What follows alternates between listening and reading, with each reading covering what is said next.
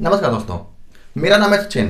पिछले वीडियो में हम स्ट्रेस के बारे में बात कर चुके हैं, स्ट्रेन के बारे में बात कर चुके हैं, पॉइजन रेशियो क्या होता है इसके बारे में डिस्कस कर चुके हैं। अगर ये सब वीडियो आप नहीं देखे हैं तो पहले जाके उसको देखिए, जिसका लिंक मैं डिस्क्रिप्शन में डाल दूंगा। आज हम बात करने वाले हैं कुछ एजम्पशंस के बारे में। आज का वीडियो सबसे इंपॉर्टेंट होने वाला है क्योंकि स्ट्रेंथ ऑफ मटेरियल में हर सब्जेक्ट की कुछ अपनी सीमाएँ होती हैं जिसके दायरे में रह के उसको पढ़ा जाता है, उसको डिजाइन किया जाता है। तो स्ट्रेंथ ऑफ मटेरियल की कुछ लिमिटेशन है, कुछ इसके एजम्पशंस हैं जिसके बारे में हम समझेंगे। जैसे मान लीजिए स्ट्रेन की बात करें तो स्ट्रेन का मतलब होता है डिफॉर्मेशन। जो भी किसी बॉडी पे अगर रजिस्टिंग फोर्स लग रहा है, उस रजिस्टिंग फोर्स की वजह से उसमें स्ट्रेस डेवलप होगा, जिसकी वजह से उसमें डिफॉर्मेशन आएगा। हुक्स लॉ भी हम पढ़ चुके हैं, जिसमें यह हुआ है कि जब भी किसी बॉडी पे आप लोड लगा रहे हैं, एक्सटर्नल फोर्स लगा रहे हैं, जिसकी वजह से उसमें स्ट्रेस डेवलप होता है और वो स्ट्रेस उसके स्ट्रेन के प्रोपोर्शनल होता है। लेकिन इसमें भी हम लिमिटेशन देखे थे कि यह अप टू प्रोपोर्शनल लिमिट ही होता है। इसका मतलब अगर आप उसको खींच के जब तक लोड लगाए हैं तब तक उसमें स्ट्रेन आएगा, तब तक उसमें डिफॉर्मेशन होगा। लेकिन अगर आप लोड छोड़ देते हैं, जो भी लोड उसमें आप लगाए हैं, अगर उस बॉडी पे जो भी लोड लगा था अगर उसको आप छोड़ देते हैं, रिमूव कर देते हैं, तो उसके बाद से वो अपनी इनिशियल कंडीशन में आ जाएगा।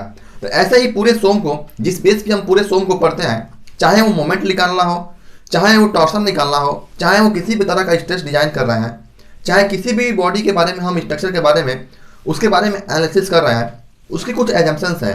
कौन से एजम्पशंस के बेस पे पूरे सोम को पढ़ा जाता है। तो इस एजम्पशंस को पढ़ने से पहले कुछ छोटे छोटे पॉइंट हैं जिसको हम डिस्कस कर लेते हैं। सबसे पहला पॉइंट है आइसोट्रॉपिक मटेरियल। ये कौन से मटेरियल होते हैं? जैसे मान लीजिए कोई मटेरियल हो जिसके पर्टिकुलर पॉइंट पे, हर पॉइंट पे यंग मॉडुलस या मॉडुलस ऑफ इलास्टिसिटी की वैल्यू अगर सेम हो, जिसके हर पर्टिकुलर पॉइंट पे ई की वैल्यू सेम हो, उसे कहते हैं हम आइसोट्रॉपिक मटेरियल। यानी कि इसका मतलब हो सकता है आइसोट्रॉपिक मटेरियल इक्वल टू आप लिख सकते हैं कि value of the elastic constant eight same in the all the direction at a point. एक पॉइंट पे पूरे ए की वैल्यू, चाहे वो पॉइंट पे किसी भी डायरेक्शन में अगर ई की वैल्यू लगी हो तो वो पर्टिकुलर पॉइंट पे सेम होता है। इसे कहते हैं हम आइसोट्रॉपिक मटेरियल। दूसरा होता है होमोजेनियस मटेरियल। अगर हम होमोजेनियस की बात करें कि कौन से मटेरियल होमोजेनियस होते हैं, होमोजेनियस मटेरियल इक्वल टू होता है कि value of the elastic constant same at a point in a direction. मतलब कि अगर मान लीजिए कि ये कोई आपकी बॉडी है, तो एक डायरेक्शन में किसी भी पर्टिकुलर पॉइंट पे जितने भी डायरेक्शन में ई की वैल्यू होगी वो सारे सेम होते हैं at a point in a direction. यानी कि सारे ई की वैल्यू, ये सारे ई की वैल्यू ही होती हैं। अगर ये E1 हो, ये E2 हो, ये E3 हो, तो इसमें E इक्वल टू हो जाएगा E1 equal to E2 equal to E3। इसमें एक और टॉपिक आता है जिसमें आइसोट्रॉपिक और होमोजेनियस दोनों होते हैं। तो ये दोनों टॉपिक उसमें कंबाइंड होते हैं। तो उस पर एक पॉइंट पे जितने भी स्ट्रेस लगे हैं ये भी सेम होंगे और एक डायरेक्शन में जितने होंगे वो सारे सेम होते हैं। यानी कि आप जो isotropic homogeneous material equal to लिख सकते हैं, जो दोनों का कंबाइंड होता है। Isotropic and homogeneous material equal to आप लिख सकते हैं value of the elastic constant same all the point all the direction.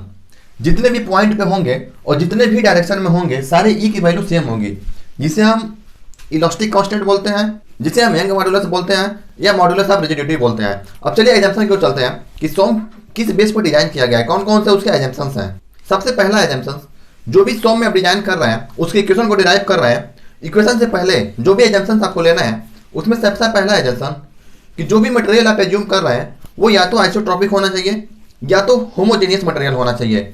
दूसरा एजम्पशन इसका आता है, इसका दूसरा एजम्पशन आता है कि हमेशा हुक्स लॉ को फॉलो करना चाहिए। जो भी सोम में आप डिजाइनिंग कर रहे हैं वो हुक्स लॉ को फॉलो करना चाहिए। हुक्स लॉ वाले में मैं बता भी चुका हूँ कि ये होता है अप टू प्रोपोर्शनल लिमिट। जैसे मान लीजिए इसको मैं खींच रहा हूँ, तो खींचने की वजह से जो भी इसमें डिफॉर्मेशन आ रहा है, अगर लोड हटा देने के बाद वो अपनी इनिशियल कंडीशन में आ जाता है, तो इसे कहते हैं हम अप टू प्रोपोर्शनल लिमिट या विद इन इलास्टिक लिमिट। तो ये हुक्स लॉ को फॉलो करना चाहिए। इसका मतलब हुआ कि जो भी मटेरियल आप एज्यूम कर रहे हैं उसमें कोई प्लास्टिक रीजन का डिफॉर्मेशन नहीं होना चाहिए। मतलब अगर लोड लगाए हम तो इसके इंटरनल मॉलिक्यूल्स में, इसके इंटरनल स्ट्रक्चर में कोई चेंजिंग नहीं होनी चाहिए। यानी कि आप कह सकते हैं कि ये होना चाहिए अप टू इलास्टिक लिमिट। अगर तीसरा एजम्पशन देखें जिस भी मटेरियल की आप डिजाइनिंग कर रहे हैं, जिस भी मटेरियल के बारे में एनालिसिस कर रहे हैं, उसके बारे में फार्मूला डिराइव कर रहे हैं, वो एक प्रिज्मेटिक बार होना चाहिए। प्रिज्मेटिक बार का मतलब, मान लीजिए कोई शाफ्ट हो अगर, तो प्रिज्मेटिक का मतलब होता है कि यहाँ पे जो इसकी चौड़ाई है, यहाँ पे जो इसकी डी की वैल्यू है, यहाँ पे जो डी की वैल्यू है, ये पूरा यूनिफॉर्म होना चाहिए। मतलब कि हर जगह जो ये डायमेंशन है ये सेम होना चाहिए, पूरा यहाँ से लेके यहाँ तक, चाहे कोई भी मटेरियल की आप डिजाइनिंग कर रहे हैं, वो पूरा प्रिज्मेटिक बार होना चाहिए, मतलब कि यूनिफॉर्म होना चाहिए। चौथा एग्जांपल अगर देखो हम, सोम डिजाइन करने से पहले, सोम के एनालिसिस करने से पहले जो भी लोड उस पर लग रहा है वो स्टैटिक लोड होना चाहिए, स्टैटिक लोड लगना चाहिए इस पे। जिस भी कंपोनेंट की आप डिजाइनिंग कर रहे हैं, जिस भी कंपोनेंट के बारे में आप एनालिसिस कर रहे हैं, उसका सेल्फ वेट निगलेक्ट मानना है। जैसे मान लीजिए कि आप इसकी डिजाइनिंग कर रहे हैं या इसके बारे में एनालिसिस कर रहे हैं, इसके स्ट्रेस के बारे में या स्ट्रेन के बारे में, या इस पर आप मोमेंट निकालना चाहते हैं, तो उस केस में जो भी इक्वेशन बनाएंगे, ये मान लीजिए कि ये शाफ्ट है, इस पर्टिकुलर शाफ्ट की अपना कुछ वेट होगा, अपना कुछ सेल्फ वेट होगा, जिसको निगलेक्ट मानना है, ये इसमें कंसिडर नहीं करना है। तो सेल्फ वेट इसका जो ये पांचवा हो गया आपका, तो इसका सेल्फ वेट निगलेक्ट मानना है। इसका जो सेल्फ वेट होगा वो निगलेक्ट मानना है।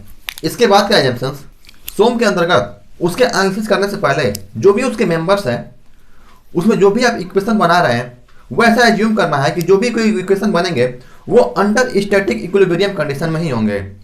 तो जो भी इसके मेंबर्स हैं अंडर इक्विलिब्रियम कंडीशन में होने चाहिए। तो जो भी 6 एजम्पशंस अभी तक डिस्कस किया हूँ, वो सारे एजम्पशंस अब तक सोम में हम जो भी आगे पढ़ेंगे, जितना भी चैप्टर डिस्कस करेंगे, चाहे जो भी टॉपिक डिस्कस करेंगे या कोई भी फार्मूला डिराइव करेंगे, सारे फार्मूलों पे ये सारे एजम्पशंस एप्लीकेबल होंगे। इस वीडियो में बस इतना ही। अगले वीडियो में हम सीखेंगे प्रिज्मेटिक बार के बारे में, उसके बारे में एनालिसिस करेंगे, उसका फार्मूला डिराइव करेंगे कि एलांगेशन का फार्मूला कैसे आता है। अगर अब तक वीडियो में कुछ डाउट रहा हो तो कमेंट सेक्शन में लिखिए, और वीडियो अच्छी लगी हो तो लाइक कीजिए, सब्सक्राइब कीजिए। धन्यवाद।